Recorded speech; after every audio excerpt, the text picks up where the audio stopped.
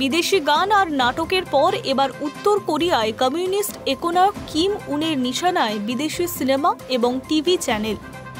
সাম্প্রতিক সময়ে সে দেশে বিদেশি সিনেমা এবং টিভি দেখার অপরাধে বেশ কয়েকজন ব্যক্তির মৃত্যুদণ্ড কার্যকর করা হয়েছে বলে রাষ্ট্রপুঞ্জের একটি রিপোর্ট জানাচ্ছে। পশ্চিমী সংবাদ মাধ্যমগুলির একাংশ জানাচ্ছে, এক্ষেত্রে বিদেশি সিনেমা হিসেবে কিম সরকারের প্রধান নিশানা পড়শি শত্রু দেশ দক্ষিণ কোরিয়া। ভাষাগত সাদৃশ্যের কারণে উত্তর কোরিয়ার নাগরিকরা গোপনে ইন্টারনেটে দক্ষিণ কোরিয়ার গান শুনে থাকেন, নাটক সিনেমাও দেখেন। আমেরিকার মিত্র রাষ্ট্র দক্ষিণ কোরিয়ার প্রভাব সাংস্কৃতিক ক্ষেত্রে পুরোপুরি নষ্ট করে দিতে উদ্বিগ্ন কিম। তাই কয়েক বছর ধরে উত্তর কোরিয়ার সরকার ধাপে ধাপে এই সংক্রান্ত আইন কড়া করেছে। যেমন শুধু গান বা নাটক সিনেমা নয়, দক্ষিণ কোরিয়ার বিয়ের অনুষ্ঠানে কনেদের যে পছন্দের সাদা রঙের পোশাক, সেখানেও জারি করা হয়েছে নিষেধাজ্ঞা।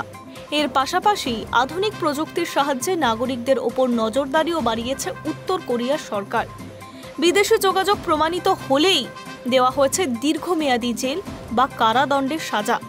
রাষ্ট্রপুঞ্জের মানবাধিকার বিষয়ক হাই কমিশনার ফলকার তুর্ক পরিস্থিতি নিয়ে উদ্বেগ প্রকাশ করে শুক্রবার বলেন, এমন অবস্থা চলতে থাকলে উত্তর কোরিয়ার নাগরিকেরা আগের চেয়ে আরও বেশি দুর্ভোগ, নিপীড়িত এবং আতঙ্কের শিকার হবেন।